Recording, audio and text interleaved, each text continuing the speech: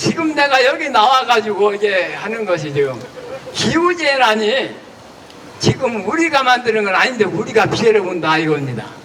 그리고 정부에서 동자동 뚝방촌 없앤다 했거든요. 거기 공공임대주택 지어서 좋은 집 져가지고 우리 들어가 살게 만들어준다고 공고를 해놓고 3년 반이 넘었는데 아직 아무런 소식도 없어요. 동자동 공공주택까지 좀 져줬으면 좋겠어요. 나도 좀 들어가 살게. 나 죽기 전에 질라나 모르겠습니다. 나도 죽기 전에 좀 들어가서 조금 살아보고 죽었으면 좋겠는데 이렇게 제가 나와서 하소연합니다. 앞으로 또다시 앞으로 뚜껑이 쇳덩이로 앞으로 불러 내는 우리가 건설할 세상을 향해 앞으로 가난하고 평범한 우리가 불평등을 함께 싸움의 언어로 바꿔 나갔으면 좋겠습니다. 2022년 포구 참사 이후에 시청 근처에는 추모 분향소가 하나 세워졌습니다. 그곳에 남겨진 메시지 하나가 기억이 나는데요. 그 메시지에는 세상에 집이 이렇게 많은데 너무나 비통하다라고 쓰여 있었습니다. 집은 최소한의 안식처가 되어야 하지만 오늘날에는 재난의 출발점이 되기도 합니다. 안녕하십니까. 가천 비닐하우스 대책위에서 나왔습니다. 가천 비닐하우스는 불나기 전부터 비닐하우스 연합이라는 말로 계속 활동을 해왔고요. 이번에 마을에서 58가구가 전소되면서 어떤 기준인지는 모르지만 긴급주택을 8가구만 제공을 했습니다. 그래서 나머지 가구들이 지금 마을회관이나 그다음 불나지 않은 친척집 등등 이렇게 지금 오늘까지 며칠이죠? 더 크게 135일이나 네, 135일 동안 길거리를 헤매고 있습니다. 그런데도 불구하고 우리가 삶이 그거밖에는 안 되니까 거기서 사는 거겠죠. 그래서 상관없습니다. 그냥 그렇게라도 살아라 그러면 살겠는데 비 오면 이제 지금 같은 비 오면 저녁마다 하는 메시지가 물난 집 없어요? 지금 괜찮아요? 아니면 빨리 마을회관으로 오세요가 같은 시청이나 동사무소에서 하는 게 아니고 동네 사람들끼리 합니다. 자, 우리 집 아직 물 안 들어오니까 우리 집으로 오세요. 비 세면 이리로 오세요. 이리로 오세요. 근데 이제 불이 나다 보니까 이제 어쩔 수가 없는 거죠. 근데 가천시청에서는 이렇게 얘기합니다. 거기가 개발지역이니까 개발이 되어서 혜택이 되는 사람은 가는데 그 혜택의 기준이 지네들이 얘기하는 기준이 뭔지는 잘 모르겠어요. 근데 없답니다. 아무것도 없고 그냥 나가래요. 그러니까 보상도 없답니다. 그래서 이 불평등은 똑같이 재개발을 하든 뭘 하든 그 지역 주민이 그게 우리 땅이 아니더라도 20년 30년 그 땅을 지키고 살아온 우리에게 합당한 우리 생활에 우리가 버는 돈에 맞는 임대주택을 줘야 된다는 생각을 하는 겁니다. 저는 그렇습니다. 500만 원 버는 사람은 500만 원에 맞는 집을 주고 200만 원 버는 사람은 200만 원에 맞는 집을 주는 게 정부가 할 일이라는 생각을 합니다. 그렇지 않습니까? 맞습니다. 정부의 의미는 가진 자와 못 가진 자의 그 불평등의 캡을 없애주는 게 정부가 할 일이라는 겁니다. 그래서 저희들은 이 문제가 해결될 때까지 지금 가천시장 신계룡씨는 뉴질랜드로 휴가 갔습니다. 그래서 저희들은 휴가 간 사이에 열심히 땅을 파고 있습니다. 땅 파고 맨날 GH 찾아가고 가천시청 찾아가고 뭐 별별 짓을 다 하고는 있지만 어쨌든 저는 조그만한 희망이라도 있으면 절대 놓치지 않을 겁니다. 그래서 남아있는 지금 56가구가 희생되면 남아있는 300가구가 또다시 싸울 겁니다. 근데 희생시킬 수는 없잖아요. 여러분 도와주십시오. 반복되는 기후재난 평등을 요구한다. 투쟁! 모든 사람이 시설이 아니라 지역사회에서 살아갈 수 있기를 바라는 사람입니다. 오늘 저는 3년 전 서울 신림동 반지하에서 참담하게 생을 마감하신 발달장애 자매와 그 어머니를 기억하고 그분을 추모하고자 이 자리에 섰습니다. 2022년 8월 8일 서울에 쏟아진 폭우로 세 사람은 단 한 번도 구조의 손길을 밟지 못한 채 차오르는 물에 갇혀 집안에서 목숨을 잃었습니다. 세상은 그 죽음을 자연재해라 불렀지만 우리는 압니다. 그건 자연이 만든 죽음이 아니라 사회가 만든 죽음이었습니다. 고인은 활동지원 서비스 대상자였습니다. 하지만 가족과 함께 산다는 이유로 필요한 만큼의 서비스 시간을 받지 못했습니다. 지금 우리가 싸우고 있는 장애 등급제 진짜 폐지의 또 하나의 이유입니다. 활동지원사가 그 시간이 있었더라면 고인은 구조의 손길을 받았을 겁니다. 하지만 장애 등급제가 갖다 폐지되면서 우리는 또 하나의 동료를 떠나보내야 했습니다. 비가 와도 위험해도 출구조차 없는 반지하에 살아야만 했던 이유, 지원이 없어서 시설에 나오지 못하고 지역사회에서 안전하게 살 수 없었던 현실, 그것이 바로 이 죽음의 진짜 원인입니다. 이 땅에서 가난하다는 이유로, 장애가 있다는 이유로 살아도 되는 삶과 죽어도 어쩔 수 없는 삶이 나뉘는 현실을 우리는 끝내 바꿔야 합니다. 정부는 언제까지 장애인의 죽음을 바라보고만 있을 겁니까? 장애인은 죽어도 되는 사람입니까? 장애인도 사람입니다. 장애인도 지역사회에서 안전하게 살고 싶습니다.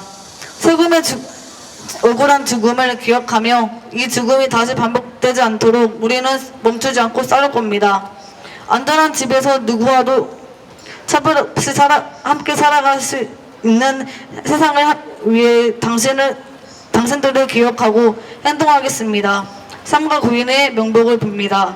그리고 유가족과 살아남은 이들의 슬픔의 투쟁으로 끝까지 함께하겠습니다. 투쟁! 다가오는 9월 27일이면 매년 열리는 기후정의 행진이 열리는데요. 오늘의 추모를 이 또 행동으로 이어갈 수 있는 계기로 만들어 나갔으면 좋겠습니다. 이 기후위기 더 이상 설명이 필요하지 않습니다. 너무 덥습니다. 비도 너무 많이 옵니다. 며칠 전에 SNS에서 화제가 된 사진이 있는데요. 폭우로 비가 배까지 잠기면서 팔을 이렇게 해서 가게에서 음식 배달을 받는 라이더의 사진이 화제가 되었습니다. 사람들은 왜 이렇게 위험한데도 콜을 받았냐 이러는 사람들도 있었습니다. 댓글로. 그런데 그 당사자 라이더분은 본인 SNS를 통해서 이런 상황에서도 콜이 배정되고 취소되면은 페널티가 부과되는 이런 플랫폼 시스템이 문제다. 많은 관심을 요청드린다. 이런 이야기를 하셨습니다. 폭우가 쏟아지고 열사병으로 사람이 죽는 폭염에도 이런 날 이 노동을 멈출 선택지가 없는 현실이 우리를 더 위험에 처하게 하는 것입니다. 기후위기를 진짜 재난으로 만드는 것은 결국 인류를 위해서 짜여진 우리 사회의 구조와 규칙들일 것입니다. 매일 기후재난이 역대급이라는 뉴스가 이어질 때, 가난한 사람이 집까지 침수되어 더 가난해질 때, 그러고 집에서 죽어갈 때, 집이 없는 이들은 거리에서 낙인 찍히고 공공시설에서 쫓겨날 때, 그렇게 불평등의 재난이 될 때 이놈의 나라는 무엇 하고 있는지 모르겠습니다. 미래 먹거리라면서 AI 산업에 막대한 재원을 퍼붓고 반도체 재벌 기업에는 수십조 원대의 투자 혜택, 세제 혜택을 몰아주고 또 10조, 20조 천문학적인 돈을 들여 가덕도니 새만금이니 신공항 같은 토건 사업을 밀어붙이고 또 한강에는 무슨 리버버스라는 것을 띄어서 출퇴근을 하라면서 돈을 5만 대나 쏟아붓고 있습니다. 이것이 말이 된다고 생각하십니까? 아니요! 삶의 문제를 이렇게 외면하면서 기업이 성장해야 하고 그래야 경제도 좋아지고 모두가 잘 살게 된다는 이 이야기들 이제 우리는 더 이상 믿습니까? 아니요. 예. 우리 평범한 사람들의 삶과는 상관없다는 것을 이제 우리는 모두 알고 있습니다.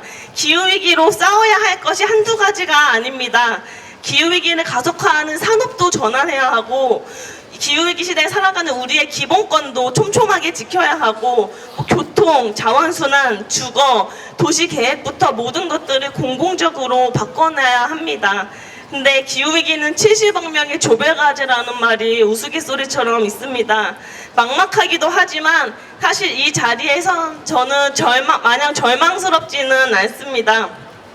이 기후위기에 맞서는 기후정의의 투쟁은 우리 모두의 삶을 지키는 투쟁이기도 해서 결국은 모두가 그런대로 안전하고 살만한 세상을 만드는 싸움이어서 결국 다 같이 싸우도록 연결이 될 수밖에 없기 때문입니다. 그래서 그렇게 연결된 동료가 이렇게나 많고 앞으로도 더 많아질 것인데 절망이 아니라 저희는 희망을 찾을 수 있겠지요? 하우징! 하우징! 내놔라! 내놔라! 공공임대! 불평등이 재난이다.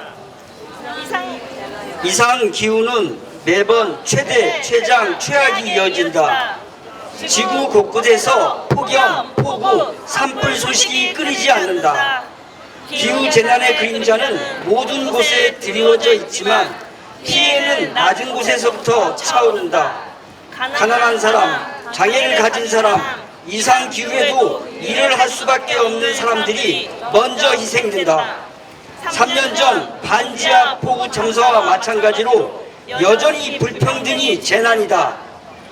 여전히 해결은 멀다. 반지하 참사 이후 많은 대책이 발표되었다. 그러나 반지하에서 지상으로 이주한 가구는 고작 2%에 불과했고 소유자들은 집값이 떨어진다며 차수판 설치를 거부했다. 서울시는 반지하 밀집 지역에 재개발 인센티브를 부여해 참사를 투기개발의 또 다른 명분으로 삼았다. 이곳 서울에서 반지하 주택에 약 40만 명이 살지만 취약한 이들이 기댈 공공임대주택 재고는 너무나도 부족하다. 우리에겐 다른 세상이 필요하다. 인공지능과 같은 멋져 보이는 단어를 입에 올리는 것은 진짜 위기, 진짜 해법을 가린다. 값비싼 집값, 오르는 땅값을 만들기 위해 세입자와 가난한 사람을 내몰고 노동을, 사람을 헐값으로 만들어 곳곳에서 죽음의 소식이 끊이지 않는 도시를 바꿔내자. 안전과 생존의 위기 앞에서 이웃만을 되뇌이는 자본의 논리를 끊어내자. 그리고 모두가 존엄하게 살아갈 방식을 구축하자. 추모하는 우리는 요구한다. 우리는 집을 요구한다. 불평등을 만들어내는 흉기 같은 집이 아니라 걱정 없이 서로를 돌볼 집을 요구한다. 우리는 기후위기에 맞선 정의로운 대안을 요구한다. 여름에는 비가 새고 겨울에는 추위에 떠는 집을 방치해서는 안 된다. 소수를 위한 성채와 같은 고급 아파트를 짓는 민간 개발 또한 반대한다. 우리는 더 많은 공공성으로 모두의 생명과 존엄을 지키기 위해 투쟁할 것이다. 연결된 우리가 세상을 바꾼다. 기억하자. 파멸의 파도를 막을 힘은 연대하는 우리에게서 나온다. 애도하며 발견하는 희망으로 불평등의 도시를 전환하자.